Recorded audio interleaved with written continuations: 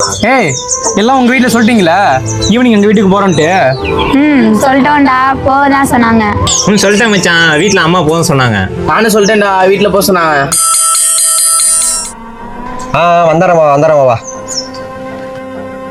இருவா ஒரே நிமிஷம் இருக்கு போகிறேன். டேய் எங்கே போடுறோம்? டேய் உன் தம்பி என்னடா அந்த தெரு பசங்களாம் நம்ம தெருவுக்கு கூப்பிட்டு வரான்?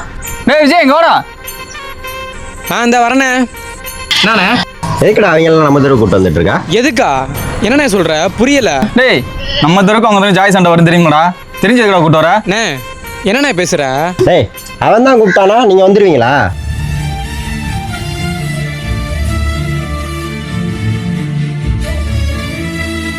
டேய் மச்சான், நாங்கள் வரலடா, வீட்டுக்கு போகிறோம்டா. டேய் இருங்கடா, நான் கூப்பிட்டனால வந்த. நானா போக சொல்கிற வரைக்கும் யாருங்க போகக்கூடாது. அண்ணே இவங்கள நம்ம தெருவுக்கு கூப்பிட்டு வந்தால் சண்டை வரும்னு சொல்கிறீங்களே, என்ன சண்டை வரும்? எதுக்காக வரும்? நீங்கள் காரணம் சொல்லுங்கள். நீங்கள் என்ன காரணம் சொல்லுங்கள். நாங்கள் இனிமேல் கூப்பிட்டு வரல உங்களை. சொல்லுங்கண்ணே.